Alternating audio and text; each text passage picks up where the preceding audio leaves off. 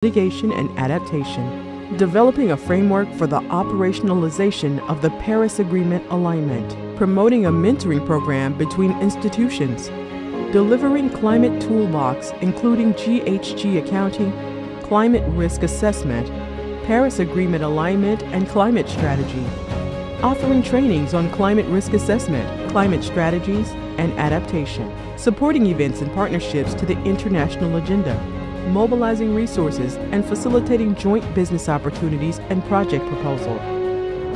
IDFC Climate Facility. Let's work together to implement the Sustainable Development Goals towards 2030 and beyond. What is IDFC? The International Development Finance Club, created in 2011, is a network of 26 public development banks. Our mission? Speaking with a common voice, to leverage a greater impact in major international debates, and to contribute to the implementation of the SDGs, the Paris Climate Agreement, and the Kunming-Montreal Global Biodiversity Framework. Our goals? Knowledge sharing and capacity building among the IDFC institutions, enhanced collaboration between members and partners, and pursuing advocacy on the role of public development banks.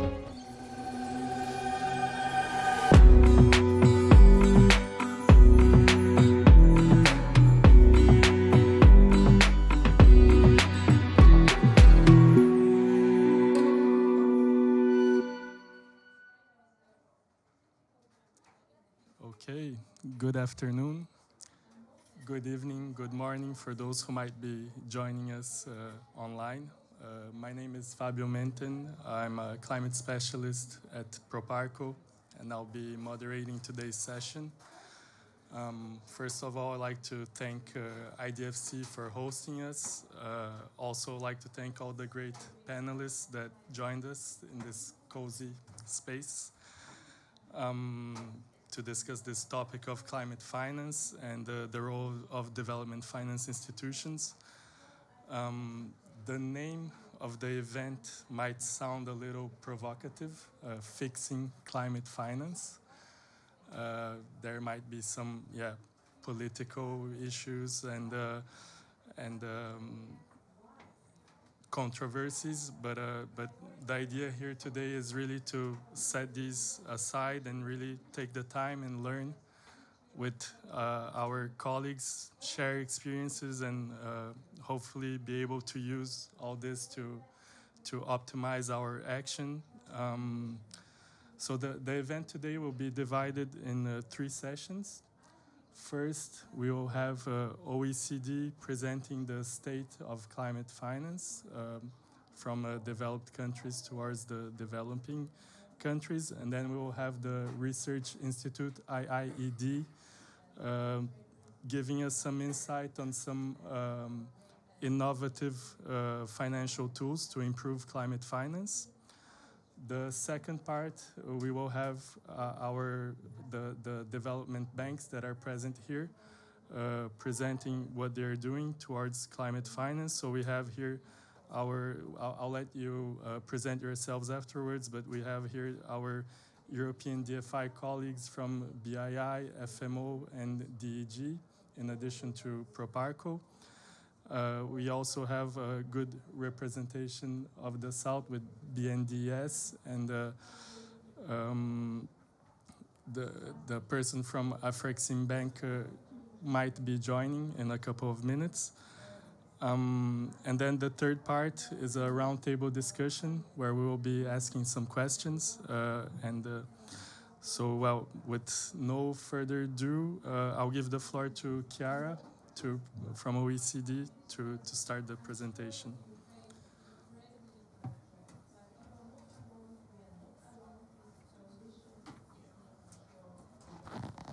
Thank you very much, Fabio, and to Proparco for inviting me to the event.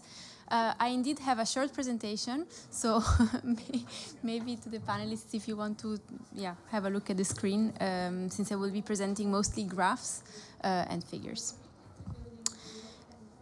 Just seeing if it works. Yes. So we'll be sharing with you a few insights from our recent report on tracking progress towards the 100 billion goal. So just to give you a bit of background, the OECD since 2015 has been regularly tracking progress towards developed countries' goal of jointly mobilizing $100 billion for developing countries by 2020. Our latest assessment was just released a couple of weeks ago and shows that in 2021, developed countries jointly mobilized $89.6 billion for climate finance in developing countries, meaning that the goal was not yet met. As you can see from this graph, the increase over the years of climate finance was mostly driven by public climate finance and specifically multilateral public climate finance. Mobilization of private finance, which is the top part of the graphs in pink, remained quite low, especially in proportion to public finance, and export credits also continue to play a minor role. In our analysis, we also look at the composition of climate finance. In terms of climate theme, we see that mitigation continues to represent the majority of climate finance provided at 66%. Over the years, adaptation finance has continued to increase, but in 2021, it actually dropped. In terms of income groups, we have the vast majority of climate finance being provided or mobilized in middle-income countries, and this is both because middle-income countries are more numerous than other income groups. But even if we were to look at the per capita amounts, we would still see that there is more finance that is being provided or mobilized in middle-income countries compared to low-income countries. We also have a look at the different instruments that are used to provide or mobilize finance. For public finance, we see a predominance of loans, and especially loans with very long maturities of over 20 years. In the context of private finance mobilized, which is the second graph, the majority of finance is being mobilized through direct investment in companies, and also about 20% is mobilized through guarantees. And finally, the last component, export credits, we see they're mainly being provided as guarantees. So from the data that I have just shown, we can observe two main bottlenecks. One is the fact that private finance is not being mobilized at the levels hoped or at the expected potential. And secondly is that adaptation finance continues to remain low despite being a very important priority for many developing countries. So this year, to try to tackle these two bottlenecks, we have also produced two in-depth analyses on these two issues, in which we try to identify very practical recommendations for international providers on how they can help and increase the mobilization of private finance on the one hand, but also scale up adaptation finance for developing countries. And in the reports, we also, of course, make an assessment of what are the main barriers in these two areas. For private finance mobilization, we see as barriers the fact that public finance is mostly being provided as loans with long maturities. There are weak enabling environments for investments in many developing countries, and also the fact that most international providers do not have very clear or defined strategies for private finance mobilization. In contrast, for adaptation finance, we see as main barriers lack of investable projects in developing countries, barriers to access finance, especially in the context of climate funds, for example, and also in general very low incentives for the private sector to invest. So very quickly, I will walk you through three key areas of action that we have identified for international providers to address these bottlenecks. So the first area of action relates to trying to reevaluate or understand what is the financial toolkit that providers have available, and try to see whether it's fit for purpose to what are the challenges currently in the context of climate finance. So a first area here, for example, is for providers to try and use more intensively or widely instruments that have proven to have good mobilization potential, for example, guarantees. I showed earlier that guarantees currently represent only 20%, and we see that there is potential for this instrument to be more widely used. A second point is for international providers to really adapt more dynamically to the changing dynamics of markets. So I was speaking earlier about loans with very long maturities. And we see these loans even in sectors like energy, where in contrast there could be potential for shorter loans and for bigger private sector involvement. Another third point is for providers to try and innovate also the instruments that they have available and try to tap into different mechanisms or sources. Here, for example, in the reports, we explore the use of SDRs, so special drawing rights, sustainability bonds, debt for climate swaps, and other of such innovative, in a way, instruments. A second area of action relates to international providers trying to review their own mandates and operational approaches and make sure that they set the right incentives internally to scale up adaptation finance and also the mobilization of finance. So here, as main action points, one could be about defining internal targets, for example, for how much adaptation finance they want to provide in a given year, but also developing long-term strategies for scaling up adaptation finance and the mobilization of private finance. Second point would be to work more with local contexts, and here a very important recommendation would be to start and using more local currencies to try and mitigate the currency exchange risks. And finally, very important point, transparency. In writing these reports, we ourselves had a lot of issues in finding the right data and having access to the right type of information, which is not yet very widely publicly available, and it's very important for providers to try to disclose as much as possible what they're doing so that other organizations and the providers themselves can better understand what is working and what is not working. Finally, this is my last slide. Third area of action regards working better with beneficiary countries to making sure that they have the right capacity to access, absorb, and attract more adaptation finance and private finance in general over the longer term. And here again, three main actions. The first one relates to helping developing countries develop project proposals and project pipelines. We saw this as a main issue, especially for adaptation finance, that we saw, speaking with both providers and recipients, we found that there would be funding available, but there are simply not enough adaptation projects to support that are already planned and readily investable. A second area is enabling environments, so making sure that developing countries have the right regulatory frameworks, financial frameworks that are able to attract private investment. And finally, third point on access. This relates especially to public finance and climate funds, for example, that have very difficult to navigate requirements for access and for submitting application proposals and so on, and this would really need to be simplified. But also in the context of development finance institutions, for example, they could improve access to finance to small and medium-sized enterprises or really local businesses that right now do not have the connection with these big development banks. Yeah, so that was it for a brief introduction.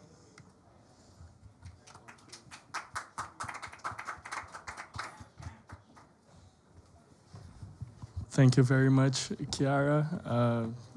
Really nice to see all this work done by OECD tracking climate finance and actually providing some good recommendations on how to do better. Now going on to IIED, Tom, I don't know if you want to stand or you stay. Okay, thank you. Hello. Yeah, all good.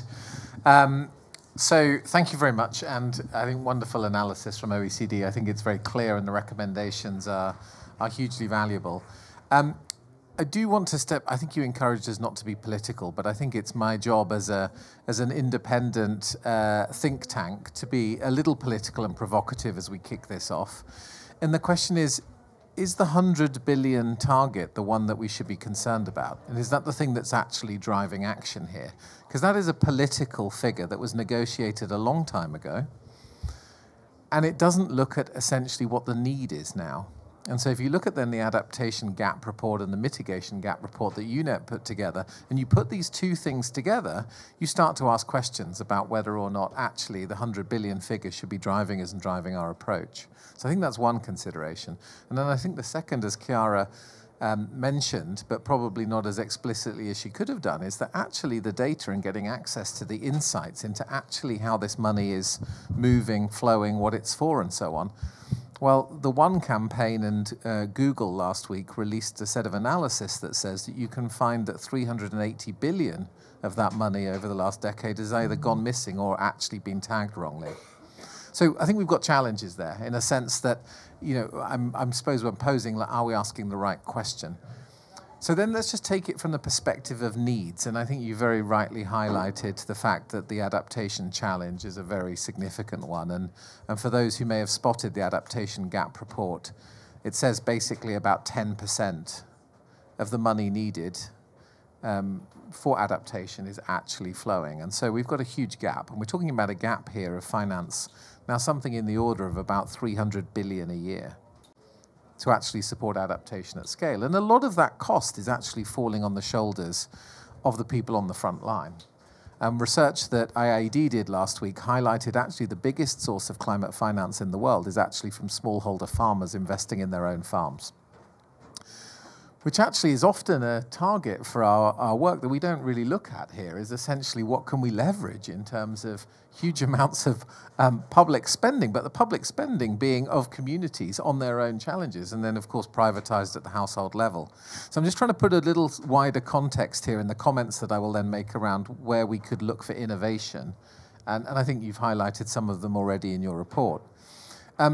But with that, then, the question then becomes is, well, how do you actually seek to address an adaptation finance gap at that scale? So the idea of continuing to mobilize a kind of grant funding or concessional loans and so on in the model that we've got at the moment is not going to be successful. We need to make a serious investment in building long-term markets for adaptation solutions that you've alluded to in your study here, which actually gives you a chance of considering adaptation as the new renewable energy market. And for that, you're going to take a lot of investment in the early stage generation of pipeline, of which things like the Dutch Fund for Climate and Development have made steps towards. But then the question is, well, at what scale could we really work on that early stage market dynamics? What we know from IIED's work and the work of others like Climate Kick or the ASAP program is there's huge amounts of demand. We're seeing hundreds and hundreds of SMEs and MSMEs beginning to emerge across Africa on adaptation, which at the moment are suffering from multiple valleys of death because there simply isn't the support structures and really overlapping kind of capital stack that allows them to scale. So as I think as a group of DFIs and IDFC members, the idea of calling for and requiring essentially a long-term strategy for an intensive, multifaceted market-building initiative on adaptation is crucial. That is the only way to effectively fill that gap if you're not going to go for international taxation of fossil fuel businesses. So that's one of the strategies here, and so I would encourage, it's not an innovative finance tool itself, but it is a strategy for the long term that really needs to be explored, and is even better if the DFIs around the table are collaborating on that in a way that goes far beyond just pipeline development. It's not a pipeline development where you can pick one project at a time. Second, I think reality then is to say, well, can you actually tackle adaptation itself one investment at a time? Well, actually, all of the evaluative material we've got around what successful adaptation looks like says absolutely not. You can't do that. In fact, in most cases, it makes the situation worse because the adaptation is a complex challenge. It's a human process. It's a social process and is not solved by just one road building project that's slightly higher than the last one you built. And often that drives people away and so on. So you've got a situation where the material and the evidence is out there that highlights that one issue, one project, one sector at a time, you actually create more problems.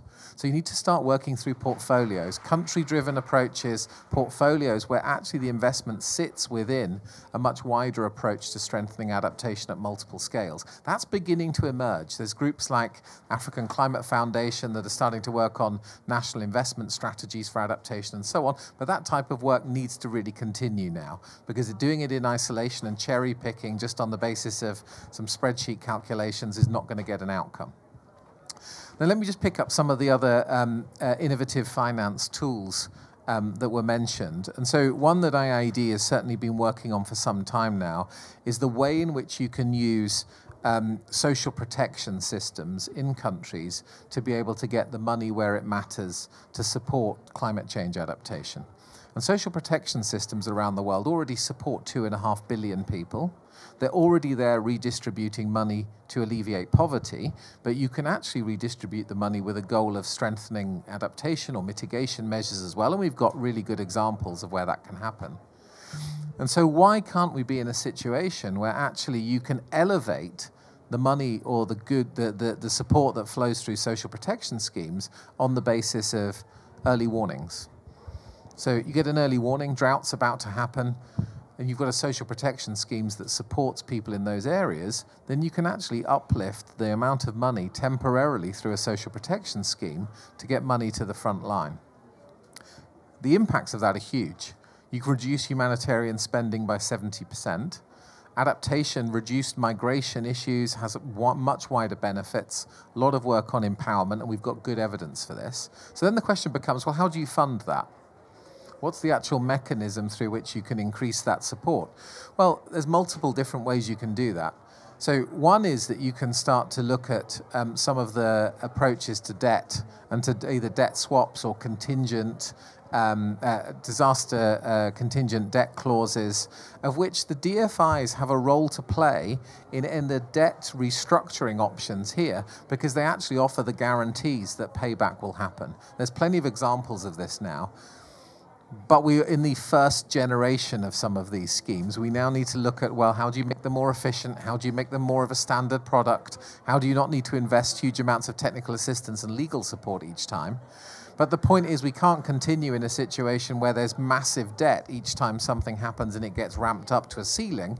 We need to have a set of mechanisms that are going to support that debt reprofiling in such a way that it gets resources to where it matters most fastest. We need this much more integrated approach. So that's one consideration, where DFIs are already playing a role, but actually can play a much more substantial role. A second component then is around the support to emerging parametric insurance products, which I think we talked about actually the previous session to this in this room, for those of you who will have seen it, was about the role of DFIs in supporting innovative, pre-positioned money that equally has a parametric insurance component. So essentially the costs are shared in such a way where actually AFD, for example, is supporting the Global Shield, as are some others, I think, around this room, in a way in which you can actually get money in advance into countries, and that can then support, for example, the social protection mechanisms that I've just highlighted. Last one I'm going to highlight, because I know we're going to go on to a conversation, is about the role of carbon markets. Because we are in a situation now where actually the role of voluntary carbon markets and the incentive structures you can create around those voluntary carbon markets can actually create multiple different opportunities for both nature restoration, for land-based sequestration, for adaptation. And we're already seeing this in reality, and where they're connected to social protection schemes through public works programs, like you have in India, you have the opportunity for multiple win-wins here. And so the role that DFIs can play in strengthening and building the investment in the market dynamics that actually support project proposals through those carbon markets is one that there's very little action on at the moment, but why shouldn't there be? You've got the opportunity through those carbon markets to drive a whole variety of business models that are about strengthening resilience strengthening resilience, mitigation, and well-being, but that's going to require a much more active, I think, engagement between DFIs and the voluntary carbon market development in such a way that you might be able to really scale that fast. And the number of voluntary carbon market projects that are going on all around the world at the moment is astonishing, including related to biocredits and so on. I'm just touching on a few things here, and I realize I've gone very fast and covered a lot of ground, but very happy to have a discussion in the following segment. Thank you. Yes, thank you very much. I don't know if thank you very much. It's really great to be listening to all this and also having DFIs around the table, because the way we see it, there's this 100 billion goal. All the DFIs, they say, okay, what is the definition of climate finance? We have lists of activities that are eligible to climate finance, and we're providing finance to this, but we are far from using all this innovation that can be used, and also in order to better mobilize private finance and all that. So I'm glad to be hearing all this. So let's go on to the presentations of the DFIs, 3 minutes for each one. I'm going through alphabetical order, so starting with Afrexim Bank. Thank you, Edmund, for joining us. Thank you very much, and apologies for being late. I was here earlier.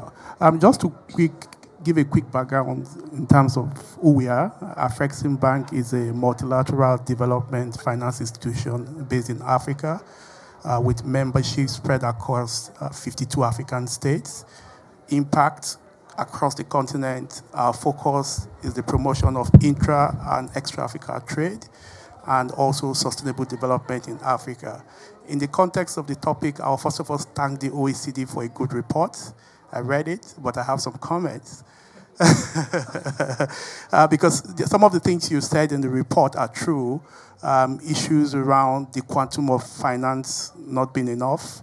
There's still opportunities for collaboration, innovative financial instruments to further drive the adaptation agenda. But I'll start by saying that from an African perspective, if you look at adaptation, Africa is one of the most impacted continents because adaptation is an existential risk to development in Africa today.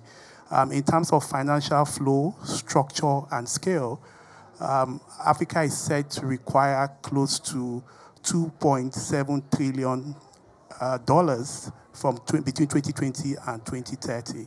In terms of NDC requirements, it's over $200 billion annually. So the target of $100 billion, there's a huge financial gap that needs to be filled up today. The other things we see is what's the structure of financing to Africa. Most of the finance that come for adaptation are largely debt instruments. We are not seeing more of concessional financing. We're also not seeing that quantum of private sector participation in adaptation finance in Africa. In addition to that, there are still other structural problems in terms of products. We talk about innovative finance. So today, if you say, what's the quantum of Africa's contribution to green and sustainability bond issuance across the globe? We probably have one of the least number of bond issues across the globe. That shows you that there's quite a lot not happening.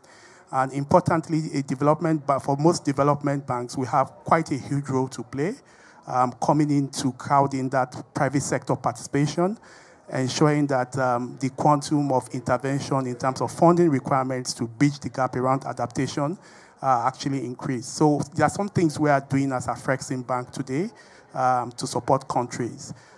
When you look at adaptation, we are doing quite a lot in terms of early stage project preparation financing, particularly for adaptation projects. We are also presently collaborating with the World Food Programme on the issue of food security, disaster risk insurance, to see how we can intervene practically in the continent. Another critical point we're looking at is deploying our risk-sharing instruments, such as guarantees, to come in to provide that support, particularly to the private sector players, when it comes to financing adaptation type projects. Then the other thing I would like to mention is that recently as a bank, we rolled out an adaptation fund. And we started with Kenya. The objective of the fund is essentially to provide financing to all African states to promote climate resilience, particularly through adaptation interventions. We started with Kenya. We struck a deal with Kenya to provide a fund close to $800 million to intervene in Kenya to promote and implement adaptation type interventions across the continent. For Africa, we are not seeing that level of financing in terms of concessional financing. Because my argument as to why Africa needs concessional financing is twofold. First of all, in terms of net contributions to carbon emissions, we are still at about 3%. We also know that quite a lot of African countries are still struggling with macroeconomic development issues. There's also the conversation of debt sustainability. So if you are applying using the debt instruments, so if most financing come as debt, you are actually compounding the problem around debt sustainability in the continent. So we see opportunities to begin to create that enabling environment to ensure that we can increase private sector participation importantly. So we're looking up to collaborations. So recently we rolled out the Joint Project Preparation Facility, where we've set aside $6 billion to partner with the private sector and even Africa financial sector to see how we can jointly mobilize funds to support project preparation across the continent, particularly adaptation type projects. Presently, as before the COP, we just launched it this year, but we have a pipeline of close to deals worth $2 billion. And we are jointly financing those projects with African banks and African private sector. So we see quite a lot of opportunities, and for us, our emphasis is how do we address other issues around access to adaptation finance. When I mean access to adaptation, how do you get projects or transactions to be structured in a way that they become bankable and more attractive to the private sector? So we are looking at providing capacity building and advisory support in terms of deal structuring to the private sector, just to ensure that we bring that portion of the financing space, stakeholder base, into adaptation finance. There are so many funds today. There's the African Adaptation Fund.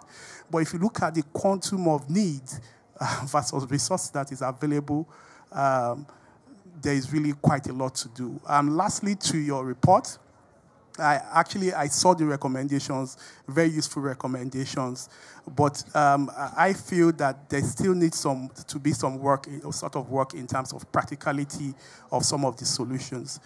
Solutions that engender not just public sector multilateral financing, but more emphasis on private sector financing. We know that the NDC targets are largely met. So if you compare the targets in terms of actual resource contributions, we still have a lot to do in terms of resource mobilization to close that critical financing gap for adaptation finance in Africa. Thank you very much, Edmund. BII, Nicola? Great. Thanks, Fabio. So I just wanted to give an overview of how BII approaches climate in our sort of investment decision-making. So for those of you who don't know us that well, we are the UK's development finance institution. We invest exclusively in Africa, South Asia, Southeast Asia, and a bit of the Caribbean. So quite focused on the sort of poorer markets, I guess, in the emerging economy spectrum. So are facing some particular challenges in that respect. So the first thing to say, we had a new corporate strategy agreed last year, and climate became front and center in that sort of broader 5-year strategy, which basically in practice means that each of our investments are evaluated for their contribution to sustainability, so climate mitigation and adaptation, inclusivity and productivity. So it's really a core part of how we evaluate sort of investments. And more broadly, our approach to climate climate in our investment decision making is obviously to deliver more climate finance. So over this 5-year strategy period, we have a 30% climate finance target of our commitments over that time frame. But then also obviously making sure that all of the investments that we make are Paris aligned, so are aligned with the mitigation and adaptation goals. And in practice, this meant that in 2022, 2023, we've now delivered around 1 billion of climate finance, so quite a significant amount. And I think I just wanted to highlight a couple of points in terms of how we approach it, because for us it's really important that we look for climate finance opportunities across all the sectors that we invest in. So we really, as many of our DFI peers, invest across all sectors, you know, from energy, transport, agriculture, manufacturing, financial services, and we really made a sort of conscious effort to work with our sort of investment teams to identify the sort of climate finance opportunities in all of those sectors, given the sort of mitigation and adaptation needs. The second point in terms of our approach, what we also do in those sorts of sectors, map, you could say, the value chain. So again, there's sort of climate finance opportunities across the energy value chain, you know, ranging from utility scale, obviously renewable energy, off-grid sort of solution, commercial and industrial, transmission and distribution. So you really need to think about the sort of whole systems. Obviously, the point was sort of made earlier, like we shouldn't just look investment by investment, but it's like, what does the sector need and how do we find investment opportunities across the sort of value chain? And we've done something similar in electric mobility. So again, thinking about, okay, investing from manufacturers of electric vehicles to battery swapping companies to battery recycling companies. So you really have to map it and think about where the sort of opportunities are.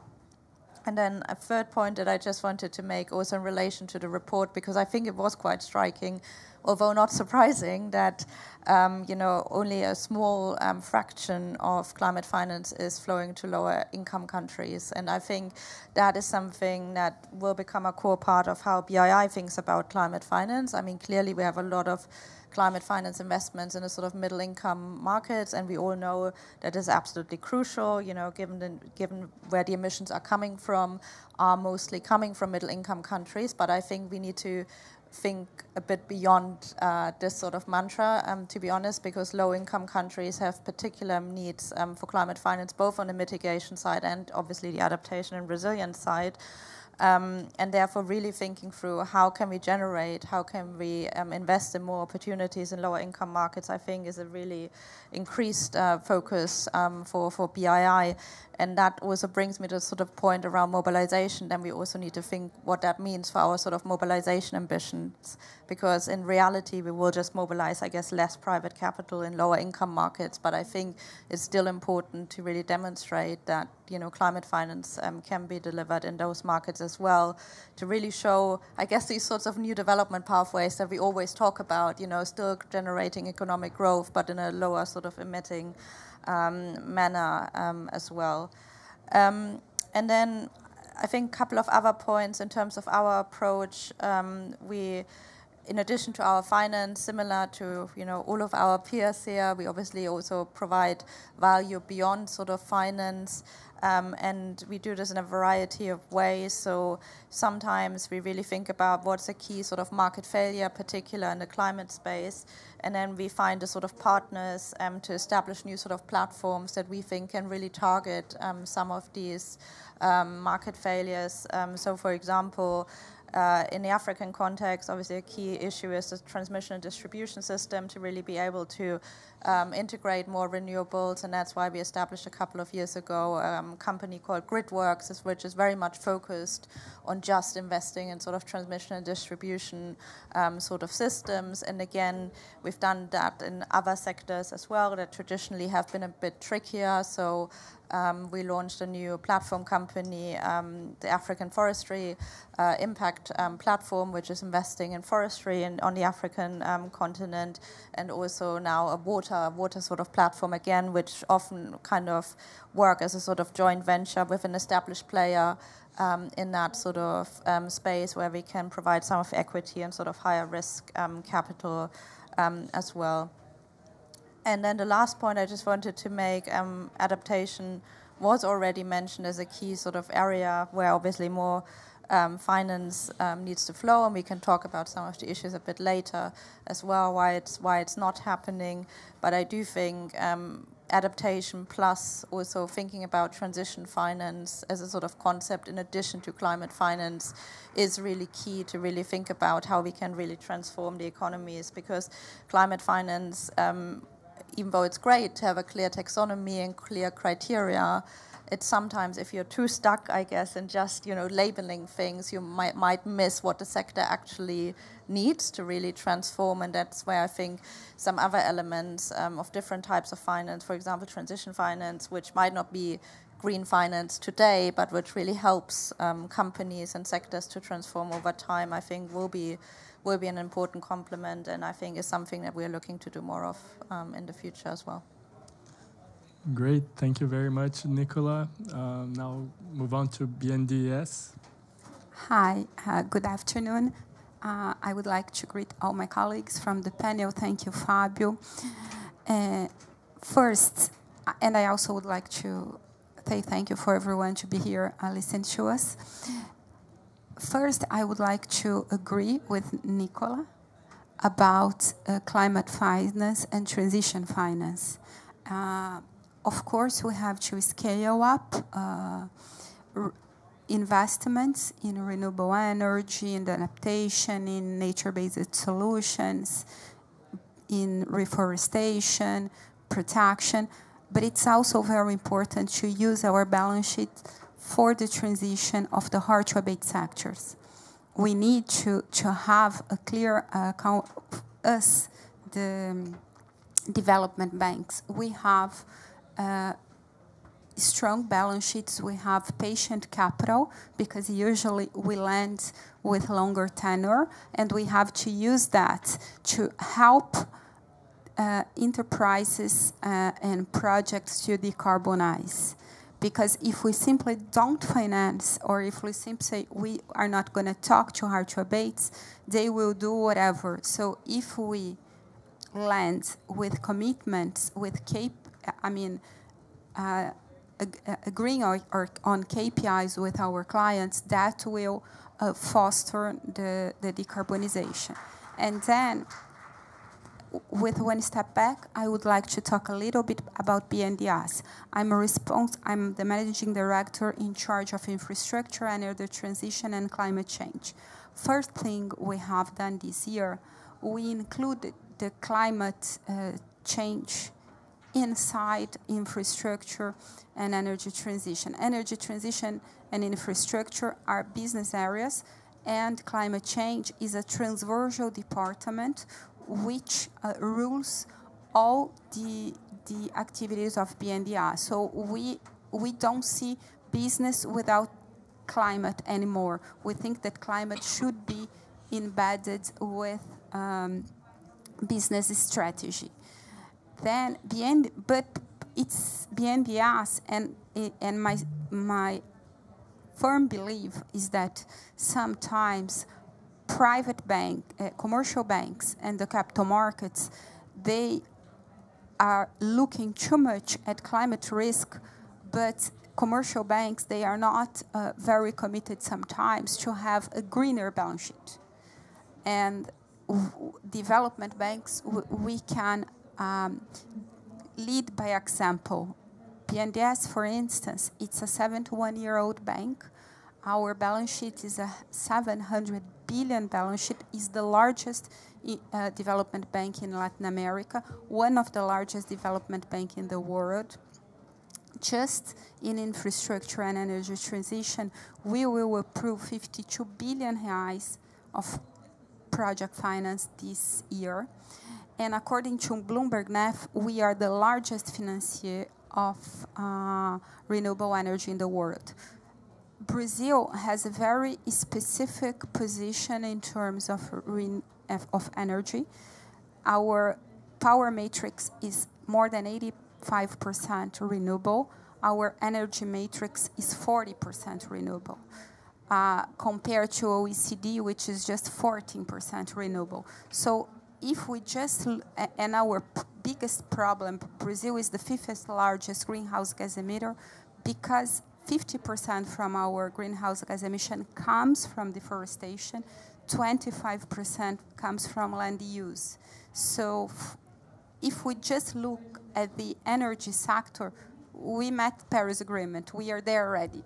The world has to triple investments in renewable to try to achieve Paris Agreement, but Brazil is there yet. Our problem is different. We have to mobilize capital for reforestation and for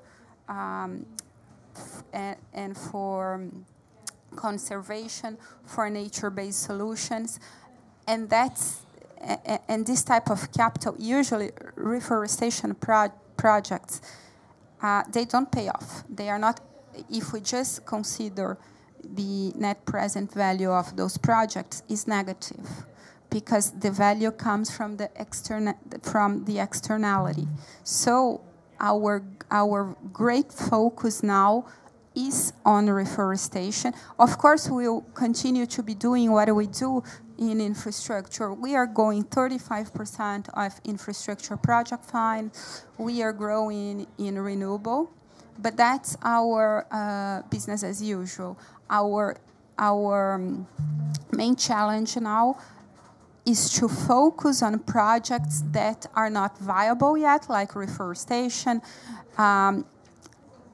green hydrogen. Brazil will have the cheapest hydrogen in 2030 in the world, because we have very cheap renewable energy, a little bit more than $24 per kilowatt. So Brazil is very competitive in renewable energy.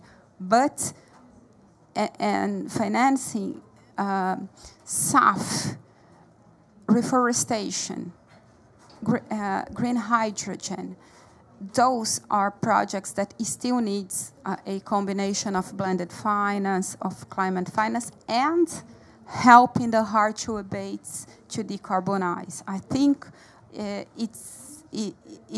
if we see climate finance without transition finance, I mean, we will not be successful. We have to use our balance sheet. We have to join forces, cooperate. I mean, BNDES, we will approve 52 billion reais for energy transition and infrastructure. But Brazil has $370 billion of capital requirement for infrastructure and energy transition. Without the private sector, we're not going to be there. We need to mobilize commercial banks, capital markets, international funding, and different from the other development banks, we can cooperate a lot with all the multilaterals because we have deep knowledge of Brazil. Everything we do is in Brazil. We are not abroad. We are not in Asia, in Africa. So, I mean, the way you have to contribute to others is with the local knowledge that BNDES has. By no means BNDES is the most knowledgeable bank when it comes to sectors like infrastructure, energy transition, nature-based solutions, reforestation. We are ahead of the commercial banks in Brazil. Usually in Brazil, if there is a project structured by BNDES, then capital markets come, because we are a seal of quality, and we have seen that in some capital markets transition in water and sanitation this year. And in Brazil, when there is a change in the regulatory framework on one specific sector, then if BNDES steps in structuring auctions, PPPs, then usually it's, and we have done that in water and sewage. We have unlocked investments in water and sewage because BNDES has stepped in to start structuring auctions. So we can contribute a lot to our partners. I think that the only way, I mean, we have to reduce by 45% greenhouse gas emission by 2030. we just have 7 years. And without cooperation, we are not going to be there because greenhouse gas emission is still growing. So if you come to Brazil, please, I mean, I welcome you to BNDES. Thank you very much. Thank you very much. Yeah, we know very well how the sector in water in Brazil has been unlocked, and we had 2 big deals this year at Proparco. So yeah, Monica back from DEG. Yeah, excellent. Thank you. As many of you know, DEG is a private sector arm of KfW, so we work with the private sector only in development and emerging markets. We are doing so for 60 years, providing sustainable impact, financing sustainable impact in those countries. We have a commercial approach. Why? Because we do not get any taxpayers' money, or very little. We have got our equity 60 years ago, and we have to invest it wisely. So we have a quite private sector-like view on investments in climate. As I said, over the 60 years, we mainly focused on impact and profitability. With our global outreach, we have seen the rapidly evolving global warming. So we had added climate more strongly on our agenda 2-3 years ago. And we want to combat climate change by the reduction pathway being Paris-aligned. And so we have committed to be CO2 neutral by 2040, which is a quite ambitious goal for more commercial institution. We have committed to it. We have put it on our website. So how we are going to reach it? We thought a lot how we can incentivize us as an institution to meet this goal, and we basically reach it by first avoiding fossil energy and gas, and then reducing CO2 emissions in 2 ways. One is to increase the portion of our portfolio being almost neutral, like renewable energy. And then second, to reduce the emissions intensity of the sectors we are working with. So we, like you, BII, we want to continue to work with all sectors because we think that's the role of a development bank. We will take even high emitters, but always with the idea to bring the CO2 emission intensity down. That will not leave us to CO2 neutrality by 2040, so we have to neutralize, and we do this by investing in carbon sink projects. And we are very happy that in Brazil we have many opportunities to invest there. Unfortunately, it's one of the few countries so far offering the regulatory framework to invest in carbon sink projects. That's a big issue. In order to motivate our staff, we have set different targets. So we have to be profitable.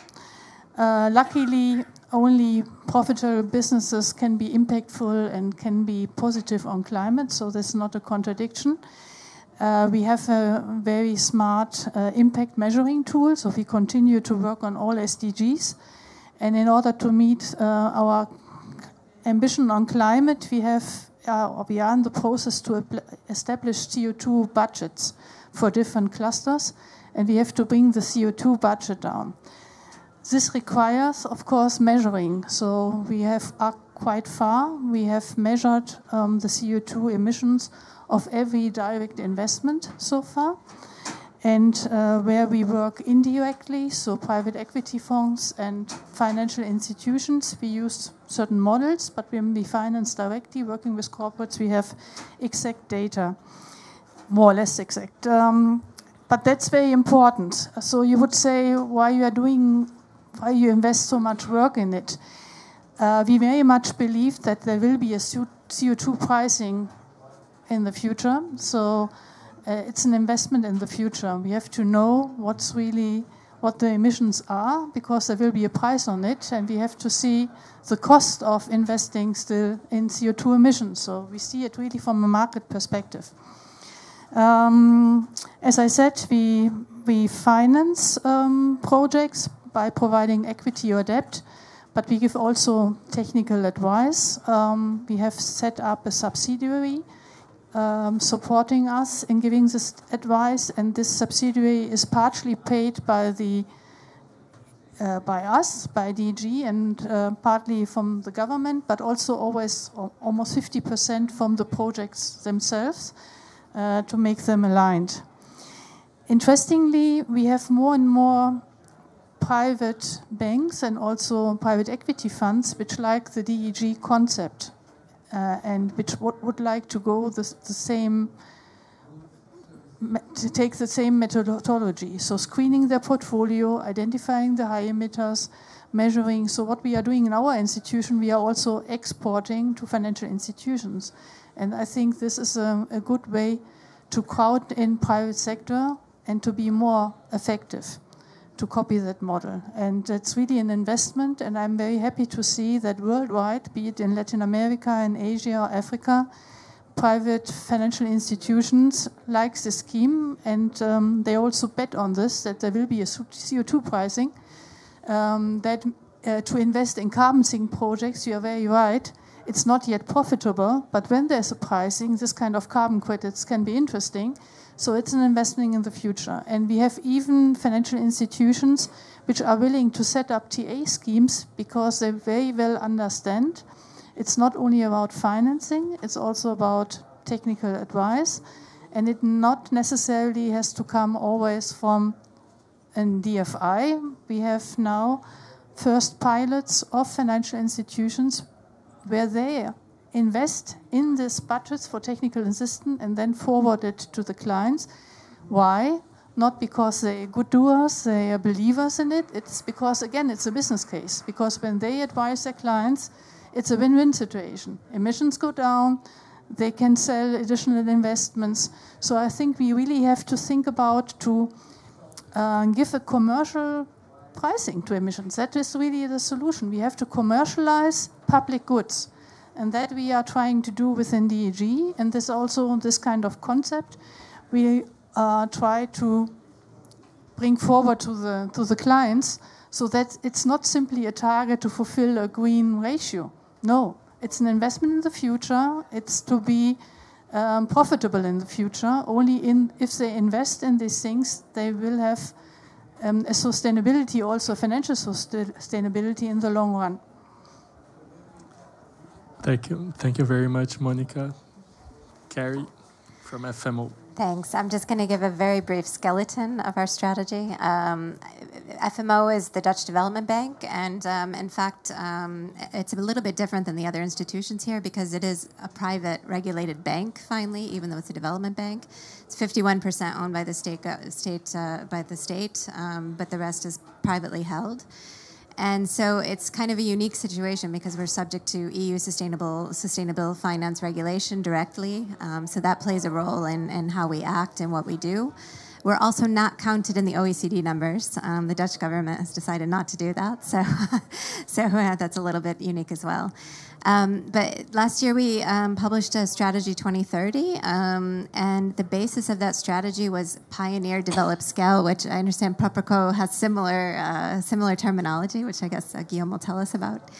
But the idea really behind it is, to meet all parts of what needs to happen to make this ecosystem happen that we need going ahead. So pioneer, make deals bankable, make the market, et cetera, develop, finance it, and scaling is, to leverage what we do in every way. And for climate specifically, we have a 2050 net zero goal. And also the way we're going to get there is by reducing emissions, investing in climate assets, but also investing in forestry for the removal part so that you get to zero by 2050. And we're also focused on adaptation and resilience, and we also have biodiversity as part of this goal. But I do want to add that and I was mentioning this before the panel, that we spent a lot of time thinking about, does climate trump the other things we do? And we decided in the end that we have an equal focus on SDGs 8, 10, and 13. But we will have, sort of a do no harm requirement, let's say at a minimum, for our investments. We're working on that with Paris alignment, but we're striving toward 1.5 alignment as well. So that means that, we are we are working for more and more 1.5 aligned assets in our portfolio, and we have to decide on the targets for that as well now. Thank you. Now, Guillaume Proparco. Thank you. So we're being very polite hosts, right? We let our guests go first. Well, thank you very much. Thank you all. I mean, I feel that I'm going to be repeating a lot of what has been said already. Maybe we should think of creating, joining together and creating a merged bank that we could call, for example, the European Investment Bank. That would be, or the IFC, so that Nicolas can join without second thought. But no, indeed, just a few words on Proparco, and then maybe also to react to the very interesting thoughts that have been shared already.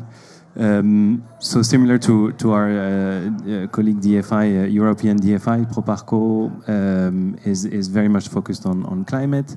That focus around climate finance is actually taking, I would say, two main forms. One is our commitment to be Paris aligned on a project level, meaning since our mother company's commitment in 2017 to be 100% Paris climate aligned, which translates into we screen each and every project that goes through the lens of Paris alignment. So Proparco started to implement that in 2018, and now we do that on all our transactions, including through the intermediated finance, which is quite a task.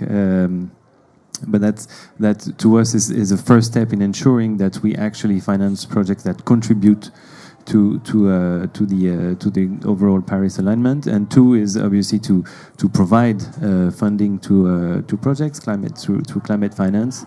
And we are on our way in 2023 this year to actually reach the 1 billion euros mark of annual climate finance. Which will represent about 40% of our annual production. So that's the two aspects I would say. But within the climate finance, I would make a couple of comments. So one, the 1 billion actually euros that we're providing, it encompasses a various number of sectors, obviously, also various numbers of solutions, and I think Nicolas alluded to that. It's not only about providing finance, is first also to what kind of projects we're providing finance to. If you look at, for example, the renewable energy sector, our renewable energy portfolio today, or our new projects today, don't look at all like the one we were doing 5, 6, 7 years ago. The IPP, renewable energy IPP world, is now mostly financed even in our markets, obviously by the commercial banks, for the local public banks. So the composition of our renewable energy finance is going to smaller projects, to more difficult markets, to more frontier markets, to also sometimes new technologies or new funding schemes.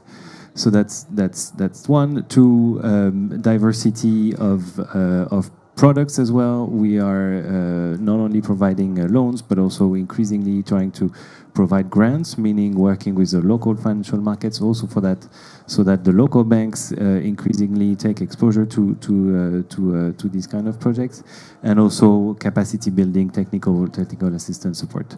So that variety of financial solutions and financial and non-financial solutions that we are offering to our clients, I guess all go into the direction of mainstreaming climate finance, and also trying to make sure that the local markets really grow and take more into consideration those topics. Maybe last comment.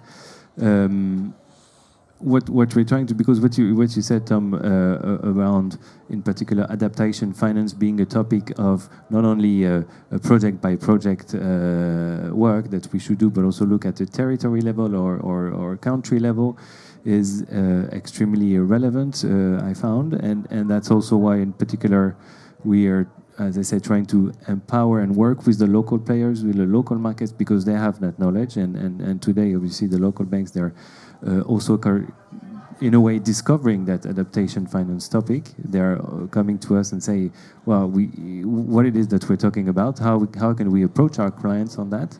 And two, the work that we do, what we're trying to do at least, is increasingly work with our mother company, because obviously it's also a very public policy topic, related topic, and we shouldn't have private finance on one hand, private sector on one hand, and then some other people working on the public sector, and those two words not being connected to each other. So it's very, very important that we make the link on our side. Private sector finance, DFI, will make the links with the policymakers or the institutions that make that link with the policymakers, and also on the other hand, that the public sector doesn't think that the private sector will come because they have decided that the private sector has to come, right? The private sector will come if there's an environment that is conducive for the investment, where the rules are clear, well, the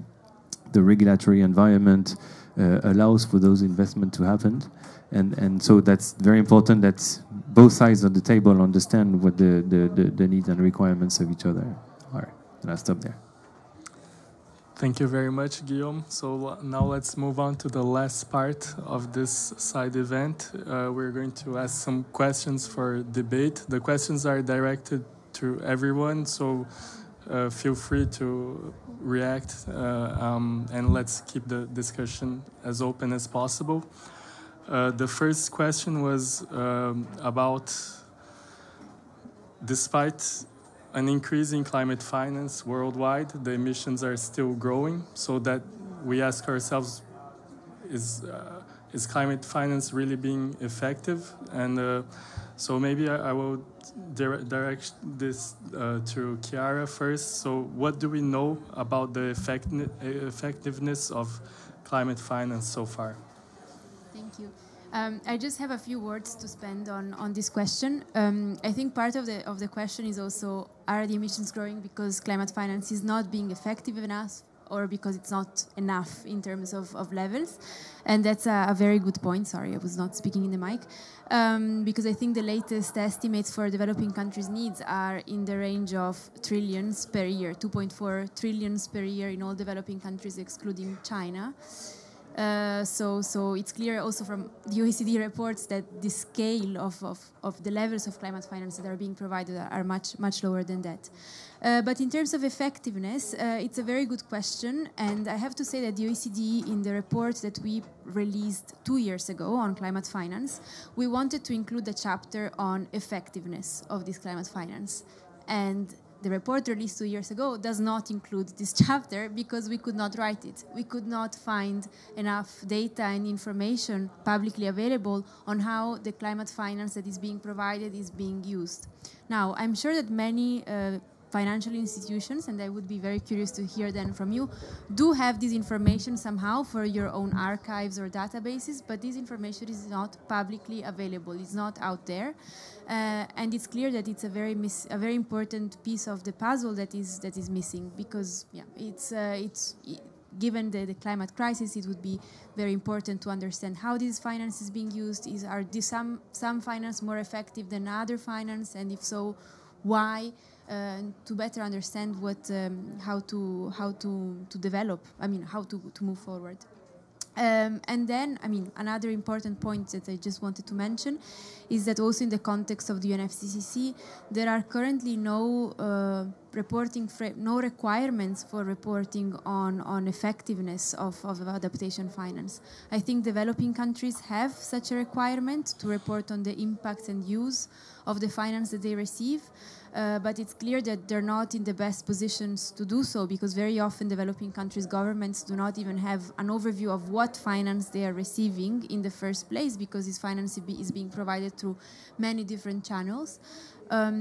So our thoughts at the OECD is that it would really be the role of providers of climate finance to report this information and make it publicly available. Yeah, and it's something that is just not happening perhaps at the scale and pace needed so far. Yeah, I think Carrie wants to react, and then BNDES, and then Edmund. I'd like to say something controversial, then challenge that we were researching a lot what our portfolio net zero pathway should look like last year, and we were looking specifically at the sectors we work in, which are agriculture, food, water, energy, and financial institutions.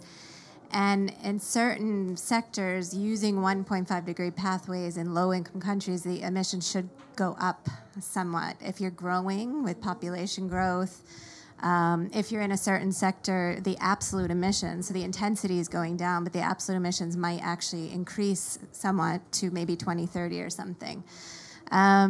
I don't say that that's right, but we go back to the division of the carbon budget, right? So, I mean, yes, developed countries should go down faster to give a little more room on absolute emissions. So the question is, what does the pathway look like?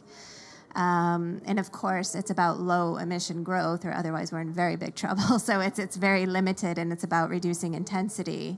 But the question itself, I just wanted to remark on. Yeah. Thank you. Please. Yeah. Okay. At BNDES, I can tell that we were very successful on promoting renewable energy.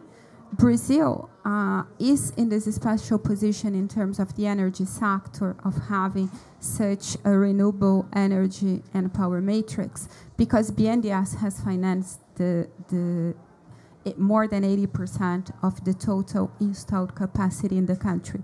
BNDES has financed the hydros. Later, BNDES unlocked investments in wind and solar in early 2000. That's why our matrix is 85% renewable. So that's directly linked with the successful of BNDES promoting these industries. On the other hand, we have a big elephant in the room in Brazil, which is Amazon, and how we solve the problem of deforestation. Deforestation in Brazil is pretty much related to crime, not to GDP.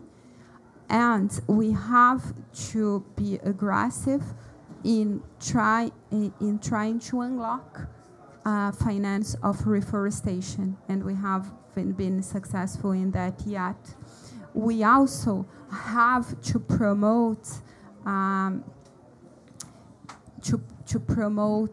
land use improvement in Brazil, not on the agricultural side, but on the cattle side. Brazil has a lot to do, and we have to learn how we can push on that. What we are doing now, BNDES is launching a big fund to finance what we call the arch of deforestation. It's going to be the arch of the restoration.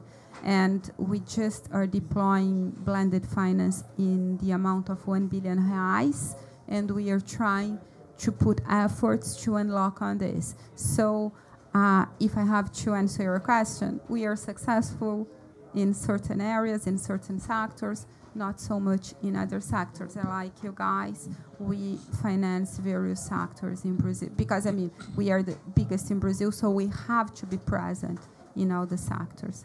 And we need to know how we can replicate the successful that we have on some sectors to other sectors. Thank you very much. I'll also speak from an African perspective, and I'll also want to sound controversial, if you permit me. And I say the reason why climate finance is not effective in Africa is a simple question of demand and supply. There is a disproportionate balance between the supply of climate finance and demand. So that's one consideration. The other consideration is the deployment of climate finance. Does not really take full cognizance to need. And this I'll give practical example to give you a picture of it. So today, we talked about the fact that the volume of finance required for climate intervention in Africa alone from now to 2030 is over $2 trillion. And if you look across Africa today, there are obvious challenges from a mitigation perspective and even from an adaptation perspective. Africa has a huge potential for renewable energy supply, and you can implement renewable projects, solar projects across the whole of North Africa and the Sub-Saharan Africa, as the case may be. But today, the reverse is the case. So energy access in Africa is still quite low. Close to 600 million people living in Africa today do not have access to electricity supply. That's a paradox. You have the potential to build renewable energies power sources, and you are still not able to meet the need. You don't need anything. You just need capital. You need technology to implement. So if you're assessing impact, these are clear indicators of the fact that we still have a lot to do. The other point I want to raise is also the flow of adaptation type climate finance. So today, if you look at across Africa, the Horn of Africa, for instance, and some part of East Africa suffered huge amount of drought in terms of, with threats to food security and human and livelihood, essentially. We see that in spite of these climate-induced disasters, financial flows in terms of early warning systems, intervention systems to promote food security and agriculture is still quite below the expected standards. I talked about also the fact that climate finance is skewed more towards public sector finance, development assistance type finance for multilateral institutions, and even DFIs like yourselves are the ones financing climate interventions, essentially in Africa. And the fact is that we need to change this trajectory in terms of the direction in terms of the kind of impact we want to see. The scope, size, and scale of financing has to change. I know everybody's doing I know we are working with KFW, AFD, Propaco. There's still a lot to be done in terms of the flow of finance to address climate issues. Then the other point I want to just talk about generally in terms of the effectiveness of climate finance in Africa is also the issue of awareness. There's a conversation around awareness of the need to address climate issues. So there are most banks in Africa today, most development banks are actually trying as much as possible, like our bank, to get the private sector players on board. So it ceases to be a conversation between the government and the international DFIs and the African DFIs to drive the climate agenda. So to the extent that these obvious gaps exist, we can't at this point in time say that climate finance flow and impact on the African continent is at the expected levels. Thank you. I think Monica asked for the mic. And then... Sorry, that's the wrong one. Yeah, I'm going to be very brief. I just want to comment on Chiara. What do we know about the effectiveness of climate mitigation finance? We know very little because the data quality is so poor, and I think we really have to work on it. We cannot only use models because the models don't represent the reality, and if we really want to be effective, this starts with measuring, and we have to know the CO2 emissions of every institution and of every corporate. This is very labor intensive, but I think we have to do it. We need a strict follow-up reporting. We have to establish baselines, and that's only possible if we all do measuring and if we agree on the right definitions to do so and do this together.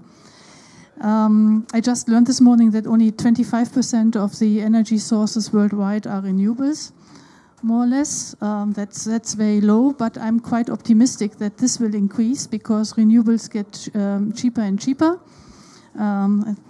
Changed a lot over the last years. And I think through the EU regulation, and I'm quite happy to see that also the Chinese government is following more or less the EU regulation now. Through regulation, there will be a lot of pressure on renewables, so I'm not worried that this will expand and there we will be effective. What we have to tackle, I think, are really the high emitters, and Kerry is fully right. Every continent has its right to grow, and we have, in particular in Africa, a fast-growing population, and they have also the right to have a decent infrastructure, that they have goods to buy, and therefore you need steel, you need cement, and I think it can't be sufficient only to focus on green investments. We really have to work with the high emitters and have to find solutions there, and there are also solutions. It's not renewable energy. There the energy intensity is not high enough, so we have to work through other kind of solutions. And there we need innovation. Partly we have already some, like green methane, green hydrogen, etc. We have to work on it and also provide technical assistance to these companies. I think that's something where we have to work on more strongly. Only green cannot be the solution.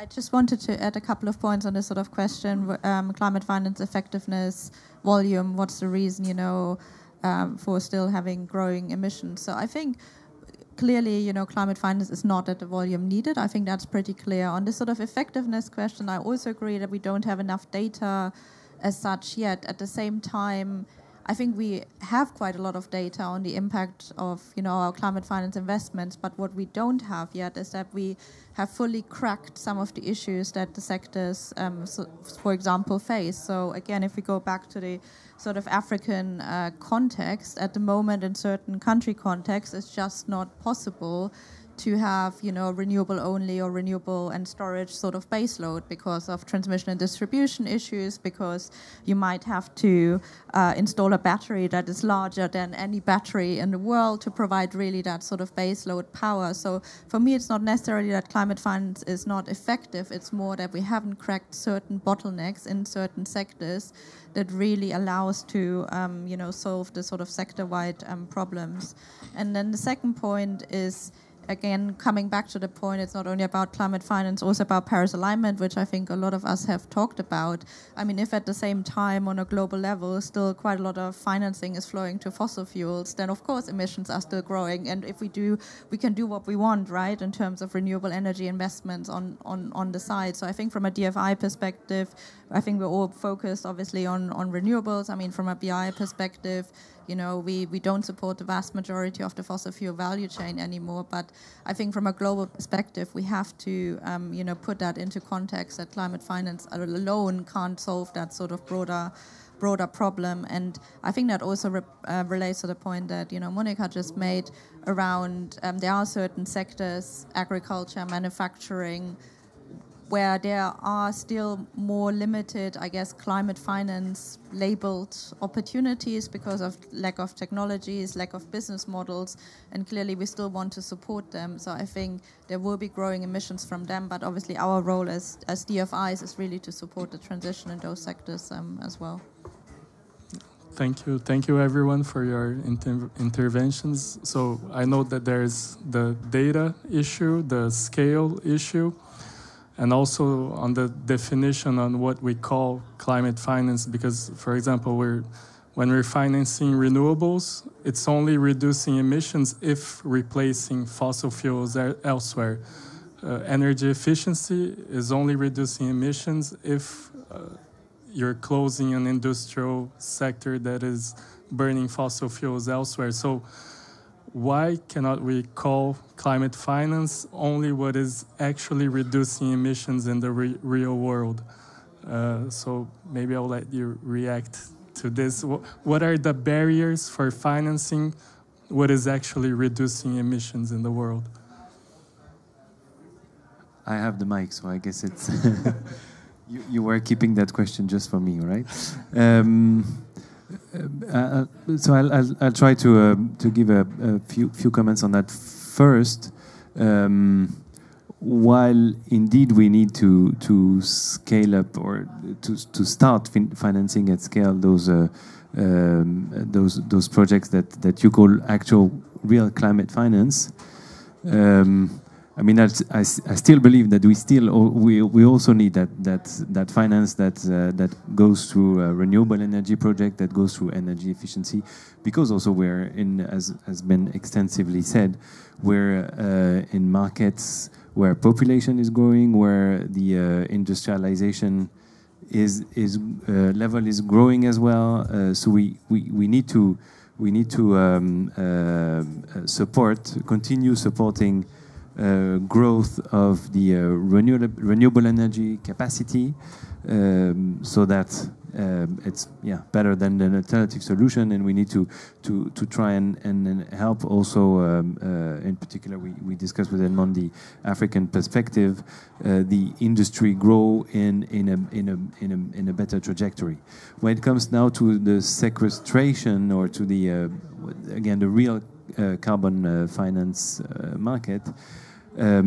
I guess one of the I would highlight two issues.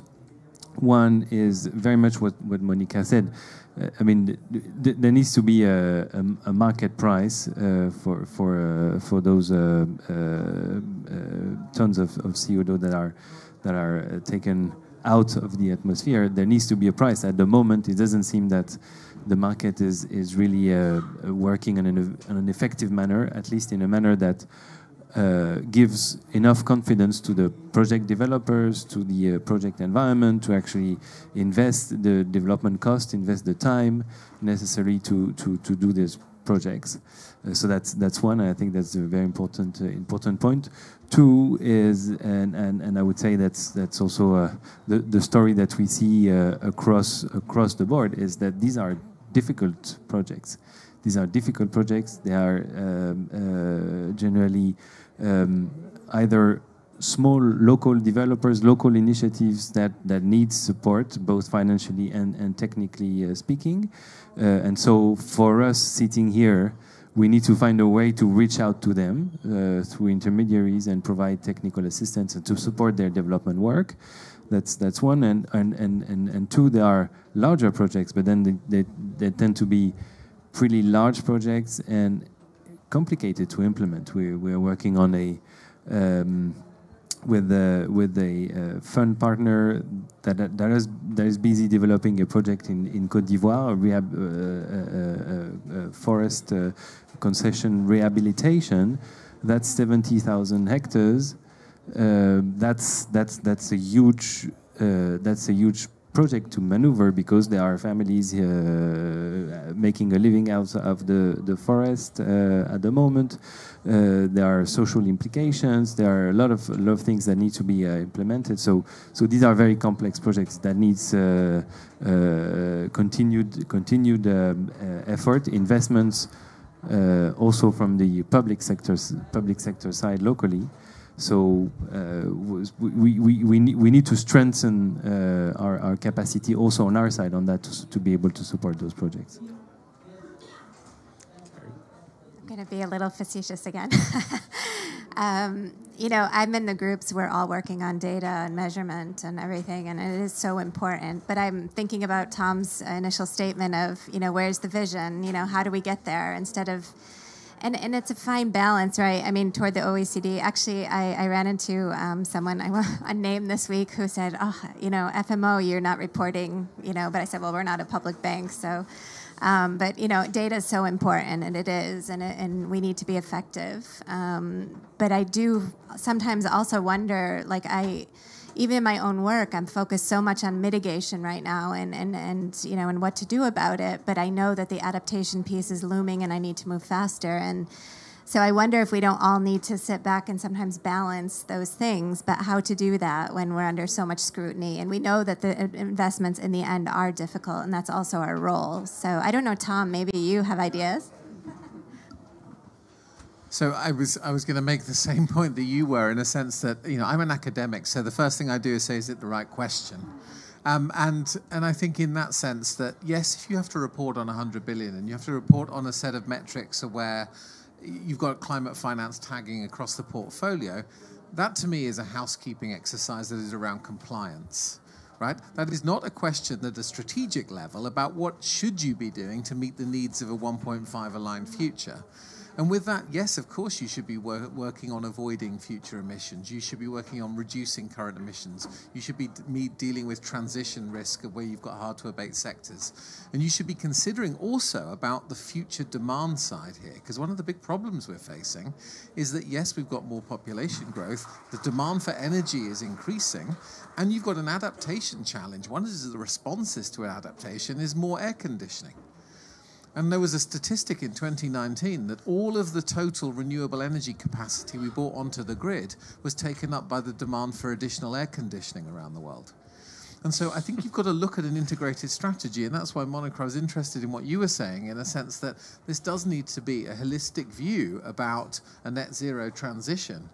And I think the problem, therefore, we've got is that the 100 billion dimension and the way in which we're tagging at the moment actually creates some perverse incentives within the system. And I think we've got to drop that and acknowledge that this is a compliance and housekeeping job.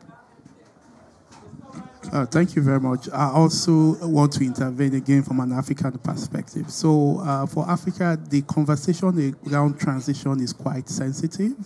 Why? Because we found ourselves on the path of development where most of the fossil fuel dependent, we have so many dependent economies on fossil fuel. And unfortunately, most of those economies are still grappling with the basics of development, issues around on the development as the case may be. So that's where the conversation comes around what's an ideal transition path for those countries. What are the sort of quick wins in terms of alternate options to achieve the targets around climate mitigation and climate adaptation. A quick win, again, in this regard, from an African perspective, there are discussions to say Africa has a huge carbon sink, which can also provide another opportunity to reduce carbon emissions in the continent. So why not put a price to that, increase financing, afforestation, to ensure that we build that capacity. So today in Africa, we don't have a formal voluntary carbon market, for instance. So most of the certifications of carbon credits takes place outside the continent. So you have countries in the Congo Basin, for instance, that have huge potentials in terms of carbon sink, but can't access the opportunity, the financial opportunities it presents. So one of the things we are doing as a bank is a collaboration with the United Nations Economic Commission for Africa under the auspices of what we call the African Carbon Market Initiative. The idea behind that is let's quickly put together frameworks that, first of all, will expedite that process of beginning to get the requisite financing from carbon credit sales, and at the same time, pursuing the net zero objectives of reducing emission. There are also discussions around how do we begin to localize trade value chains to ensure that carbon emissions from shipping, for instance, are brought down, where manufacturing of movement of goods through movement of goods out of the continent for manufacturing purposes, and the same reverse trip back to the continent are actually addressed, so to speak. Then still on the issue of direction of finance, again for Africa, we know that as a continent, climate mitigation is quite important. But the climate adaptation issues are existential challenges. People can see them. People live them today in Africa. So if you look at even the flow, the structure of financing to Africa today, it's more tilted towards mitigation finance. So everybody wants to give you money to pursue mitigation, but less people want to give you money to pursue adaptation. So in this regard, the approach should be a balance. So you use one as an incentive to achieve the other. So you pursue adaptation and support African countries to implement initiatives that helps them reduce their gross emission across the board. So, like I get, the carbon sink is a very good example, and there are several opportunities that we have in the continent to address it. And one of the conversations, the last point I want to make on this is the fact that we can't divorce carbon emissions in Africa from the issue of development. There's a strong nexus between both of them. And the fact is that we need to support the resolution of key development challenges to a large extent. As you're pursuing that, you are also pursuing the net zero targets, as the case may be. So these are some of the peculiarities that comes with Africa. So today, one of the things that make this COP interesting is the report on loss and damage fund. And the question is, I hope the implementation of the fund would not serve as a disincentive for more climate finance flow to Africa, because both objectives are clearly different. So some of these peculiarities, we Africans, we try as much as possible to bring these things to the table, because our dynamics are actually different from the Europe. Europe actually passed through this stage maybe 200, 300 years ago. So we must address those issues clearly. So if you go to a country like Uganda now, Uganda just discovered fossil fuel today. And if you go to Uganda, one of the things that strikes you is the kind of infrastructure you find there is real bad. So how do you convince a government like that to say, decarbonize and not address infrastructure issues? And the same leader travels to Europe, America, and sees beautiful infrastructure, or even in Dubai here, what they've done. So the question is, how do we take advantage of incentives to get Africa to decarbonize, and at the same time give them an opportunity to pursue development objectives? Thank you very much. I think we had a large discussion on barriers for mitigation, adaptation, and in the interest of time, I'm moving on to the last question, which is with regards to innovative financial instruments. And I'm going to ask Tom if you have some concrete examples of applications of these innovative instruments that you could share with us so that we can inspire ourselves. Actually, so my colleague here described a situation where, let me take up the challenge of adaptation in Africa. Because as I said at the start, the idea of trying to support adaptation one project at a time essentially backfires. And it's not enough. And so the idea that countries have developed national adaptation strategies, NAPs, and they've been working on those for some time, they're a key part of the negotiation process here and so on, gives you an opportunity and a guide to say, well, what is needed to support adaptation in a country?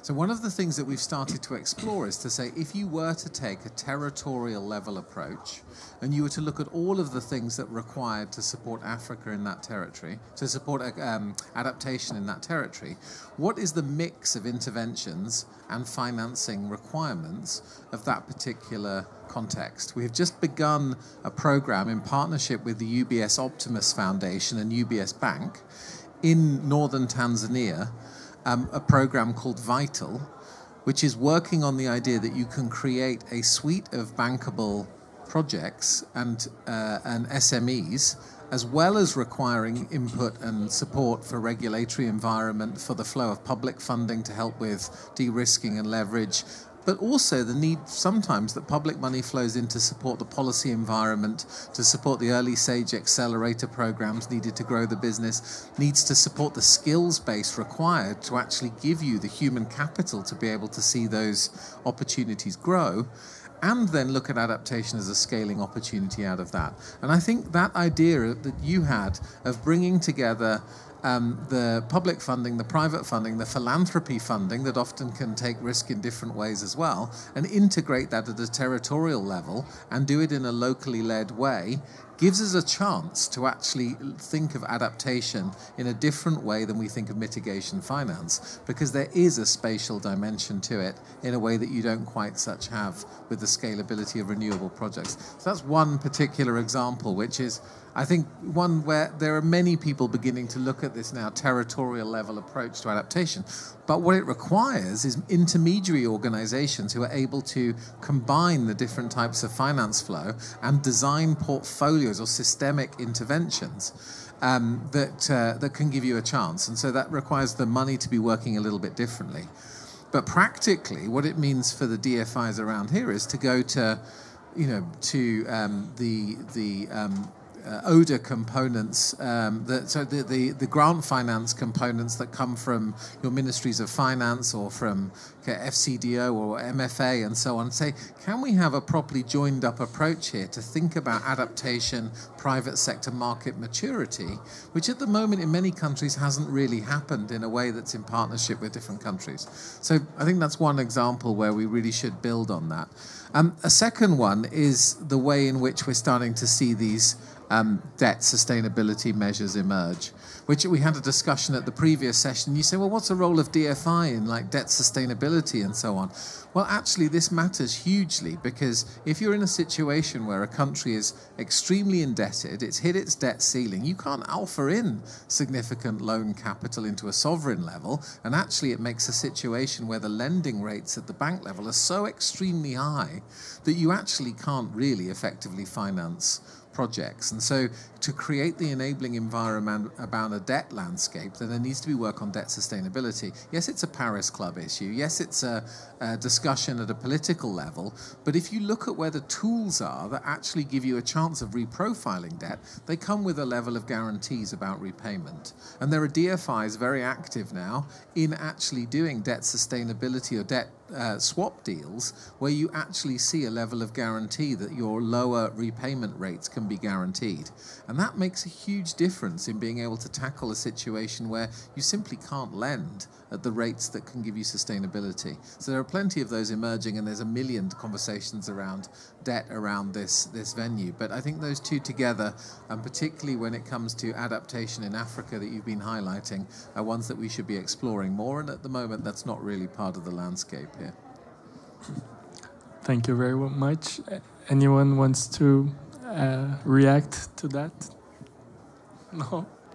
Question from the floor, please. But I think... Okay. Pick up the mic. Yeah, I wanted to react because the title was Fixing Climate Finance, and you picked up the question about, like, we're spending a lot of, or we're doing a lot of climate finance, but are we fixing the climate? And we're having debates about avoided emissions, removals, carbon storage. Isn't it the question about fixing finance first? And isn't... Yeah, because we're having a lot of debate about what is climate finance, but I understand the development needs in Africa. We said we still need fossil fuels in Africa, but maybe there are things that we cannot do anymore. Maybe we cannot build LNG terminals for export to Europe, because gas consumption in Europe maybe is just marginal comfort, it's not basic needs, it's just my neighbor that doesn't want to wear a jumper, still wearing T-shirts in December, and needs his apartment to be at 21 degrees and not 19. Whereas you do have needs in Africa. You need to do steel in Ivory Coast with Ivorian ore. And how do you see commitments from your DFIs or banks to do, not to do things anymore, and concentrating your limited needs on, fixing finance and hopefully fixing the climate? Sorry, maybe I was missing the question mark on the question, but I was, as being 50% of the audience, I felt like... Can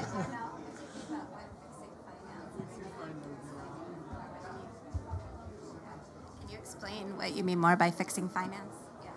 Yeah, well,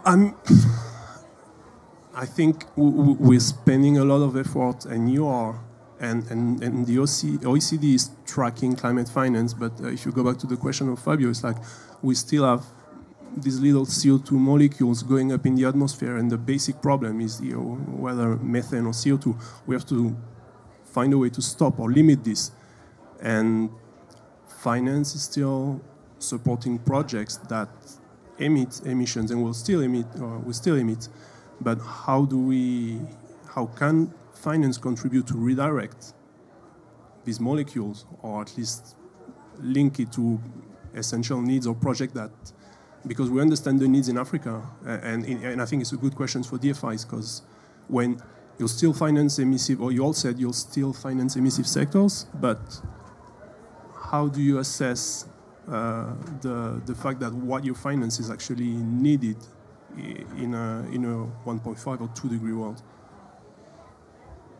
I mean, I'm happy to try to start with that. I mean, I think, one thing that I think is sort of missing in a lot of climate discussions is going back to the SDG goals and the way that they work together, right? That, I mean, it's you need everything to be sort of in harmony to work together. So I think, I think focusing on trying to achieve the different objectives together in a balanced way, but making sure that you're within the the pathway that you're supposed to be at is one thing. The other is really understanding what incorporating risk into your profile, actually, and transition risk and physical risk are very important drivers to banks, I think, but also toward our clients. And I think if you really start to think about transition risk, and also just not thinking about short-term objectives, but medium and long-term objectives. We had a whole discussion last week at FMO, and I don't think it's so important, but it was interesting in any case about dairy and a low-income country.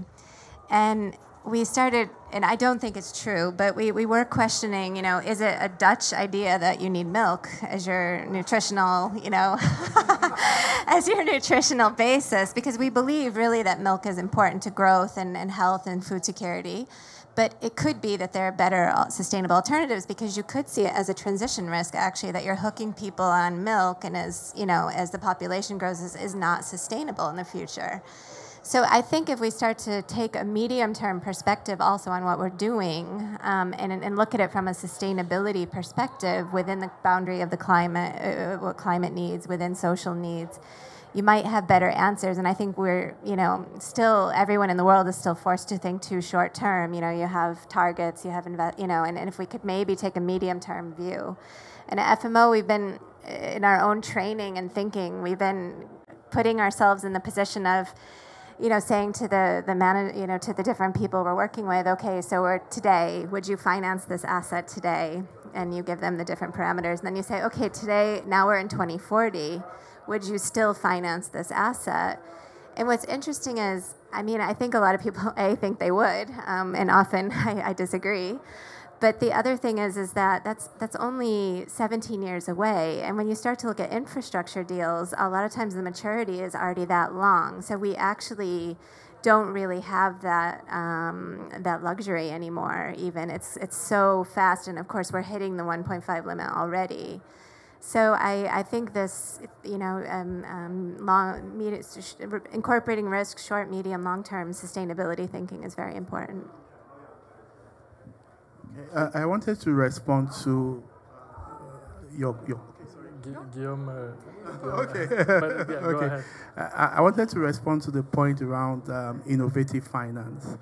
There's a discussion that has been happening that does innovative finance mean deploying new financial instruments for intervention in climate action? Or rather, should innovative financing for climate not involve assessing the effectiveness of existing instruments and identifying the ones that are more effective in addressing the issue of climate finance? Because why I'm saying this again is I bring it to the context of Africa. So you need to move away from complex financial instruments to instruments that actually deliver impact. So one of the things, okay, we've seen some markets where there are conversations now around debt or climate for debt swaps, which has actually proven to be effective. So we've seen so many governments talking about that now. That's a good instrument that achieves two purposes. First of all, it helps countries pursue climate objectives. And secondly, there is also the issue of debt sustainability that it helps them address. So that's an effective tool. Then the question is around debt or concessional finance versus non-concessional financing. We know clearly that for certain regions, maybe concessional financing, non-concessional financing might be the thing, but for most developing or emerging markets, concessional financing is something that would make a lot of difference in terms of impact. Then thirdly, we also see opportunities around blended finance, where you are bringing private capital and public capital or other public sector capital and other sources, bringing both parties together to implement effective solutions to address climate finance, the debt of climate finance, as the case may be. So the simple point around it is that let's not just put our minds around innovative finance being introduction of new financial instruments, but also an opportunity to evaluate the effectiveness of existing financial instruments and determine what makes the difference and stick to them. Yeah. Please, Guillaume. Yes, just three reactions. First, I very much agree with what Carrie said in terms of medium long-term thinking, and that's probably one of the way to fix finance is that the institutional investors, the fund managers, I mean, we need to balance the short-term fiduciary duty on return and the also medium to long-term fiduciary duty on capital, because if you don't make those investments, then they would not only be able to serve a return in 20, 30 years, but even the capital will not be there anymore. So that thinking around the medium to long-term, I think, is critical. It's also critical in our work, and so to Arnaud's point, but you surely know that. I mean, the way we approach that on our project within Proparco in our project level alignment is that we screen the projects in comparison with long-term trajectories and resources from the IEA, from SBTI trajectories, etc., so that we try and measure whether indeed the projects that we're financing, how does it contribute to a positive long-term trajectory? And the question might be different, for example, whether it serves the local market or whether it serves export markets, depending on the industry. And maybe the third comment that I wanted to make, coming back to the point on adaptation finance. What we, I guess, need to avoid, as Edmund was saying, is to create yet another financing structure, because we're good at that, financing vehicles with structured finance, etc. But then there's no project to allocate to. Again, the way we approach that, and what we hear from our clients, in particular the FI clients, is even, and I'm looking in particular African clients, even sophisticated banks. You look at the Equity Bank in Kenya, you look at, I don't know, MCB in Mauritius, you look at the EcoBank Group. We're first providing and working with them through TA, so that they actually try to figure out what this means, adaptation finance, in their portfolio. Because even those sophisticated institutions, they have started, but it's difficult for them to really have a view on what that means, what's the magnitude of the issue, whether their clients, whether they have the right products to offer to their clients, whether their clients are responsive. So that's the seed that we're trying to plant there. We're not yet there completely at the level of financing, right? But again, helping our clients, in particular the one that have the outreach locally, to understand what it is that they can do and what their clients are requesting. Thank you very much. I think we can wrap up. We have time for 30 seconds each if you want some concluding remarks, or else we can close the session.